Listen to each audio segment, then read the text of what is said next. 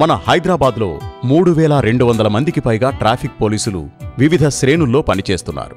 వాళ్లలో 32% మంది పోలీసులు న్యూమోనియా, ఉబ్బసం లాంటి ఊపిరితిత్తులకు సంబంధించిన వ్యాధులతో బాధపడుతున్నారు. 25% మందికి వినికిడి లోపం ఉంది. అలాగే 7% మంది కళ్లకు సంబంధించిన సమస్యలతో ఇబ్బంది పడుతున్నారు. ట్రాఫిక్ పోలీస్ శాఖ వారు తరచుగా నిర్వహించే హెల్త్ క్యాంప్స్లో ఈ నిజాలు బయటపడ్డాయి.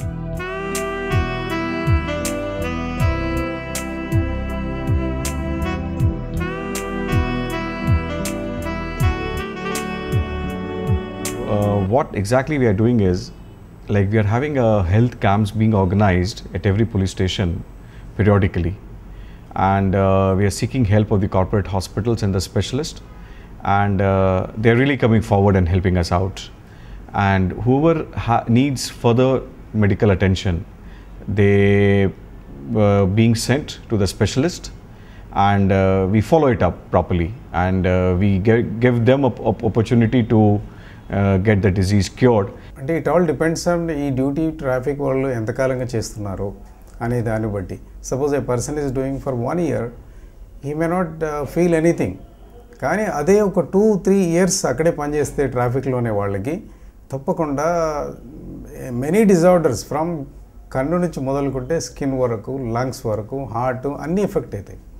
ఈ పొల్యూషన్ ద్వారా మనం పీల్చుకునే పార్టికల్స్ ఏదైతే లెస్ దెన్ 5 micron సైజు ఉంటాయో అవి డైరెక్ట్గా ఊపిరిలోకి, లంగ్స్లోకి, చిన్న ఎయిర్వేస్లోకి వెళ్ళిపోతాయి.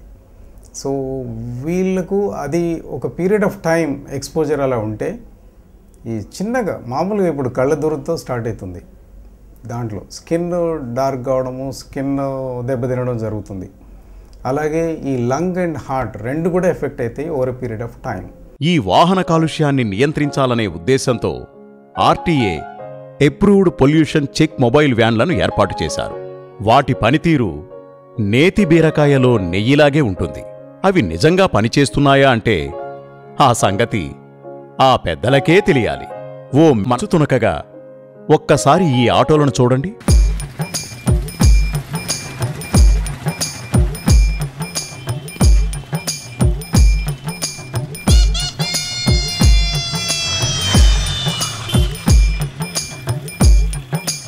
వీటికి పొల్యూషన్ చెక్ చేశారు.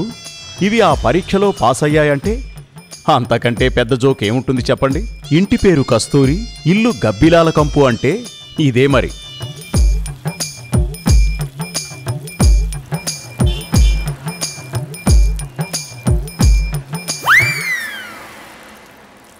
మన హైదరాబాద్ వాతావరణాన్ని కాలుష్యానికి గురి చేయడంలో ముఖ్య పాత్ర పోషించేది ఈ ఆర్టీసీ బస్సులే. వీటితో పాటు 15 ఏళ్లకు పైబడిన వాహనాలు ఎన్నో ఉన్నాయి. ఇక ఆర్టీసీ విషయానికొస్తే ప్రపంచంలోనే అత్యధిక వాహనాలు నడుపుతున్న కార్పొరేషన్గా ఇది గిన్నిస్ బుక్ ఆఫ్ వరల్డ్ రికార్డ్స్లో చోటు సంపాదించుకుంది. మరి ఇన్ని బస్సులను నడపాలంటే సమర్థవంతమైన డ్రైవర్లు, బాధ్యతగల కండక్టర్లు ఎంతో అవసరం. ఈ ఆర్టీసీ డ్రైవర్లు ప్రతిరోజు 8 గంటల సేపు బస్సు నడుపుతారు. వీరితో పాటు కండక్టర్లు ఎప్పుడూ బస్సులోనే ఉంటారు. వీళ్లు రోడ్ల మీదే ఎక్కువగా ఉండడం వల్ల, కాలుష్యానికి గురికావడం వల్ల ఆరోగ్యపరమైన సమస్యలు తలెత్తుతాయి. ఒక్కోసారి ఆరోగ్య సమస్యలు తీవ్రమైనప్పుడు వాళ్లు ఆసుపత్రుల చుట్టూ తిరగాల్సొస్తుంది. ప్రజల కోసమని ఎంతో కష్టపడే వీరు ఇలా ఆరోగ్య సమస్యలతో బాధపడుతూ ఉండడం ఎంత శోచనీయమైన విషయమో ఆలోచించండి. They may develop stress-related problems like hypertension, diabetes, which may further lead to complications like heart diseases, kidney diseases, and etc.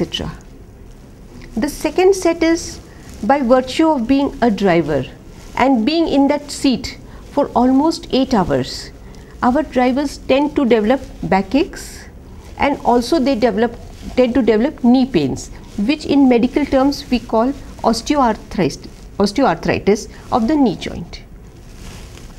Then being continuously exposed to noise pollution, over the years even the hearing problem may set in few of the drivers. So వీటికి కొంత ఇప్పుడు ఒక కొత్త ప్రయత్నం మొదలుపెట్టాం. మా Tarnaka hospital చాలా పెద్ద హాస్పిటల్ ఉంది మా దగ్గర, 200 బెడ్ హాస్పిటల్.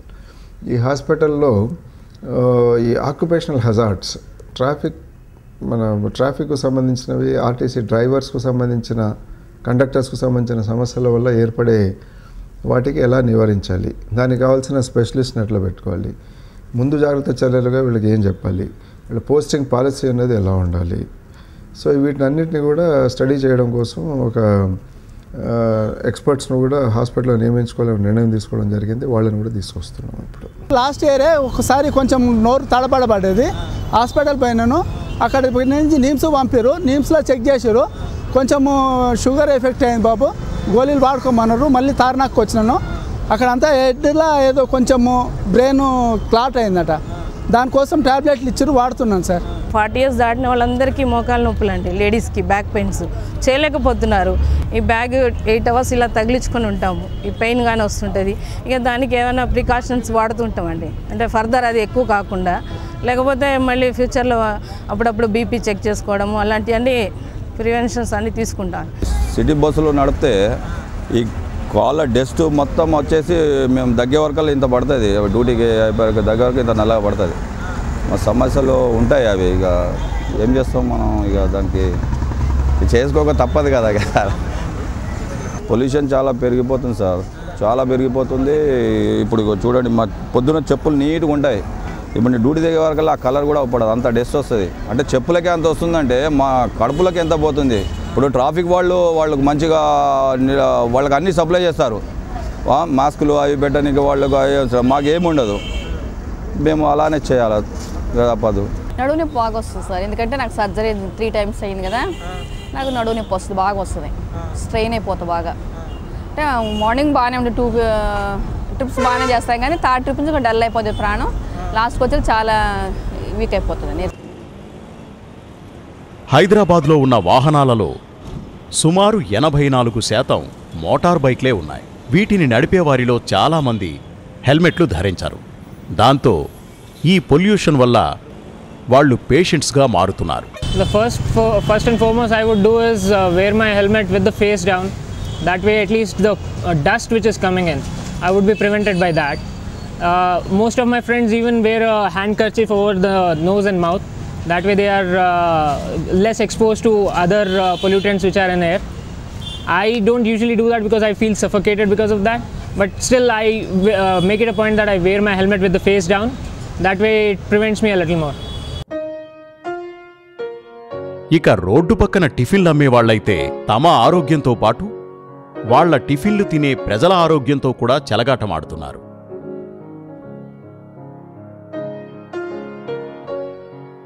ఇక ఈ కాలుష్య విషవాయువులను డైరెక్టుగా పీల్చే పాదచారుల గురించి ప్రత్యేకంగా చెప్పనక్కర్లేదు.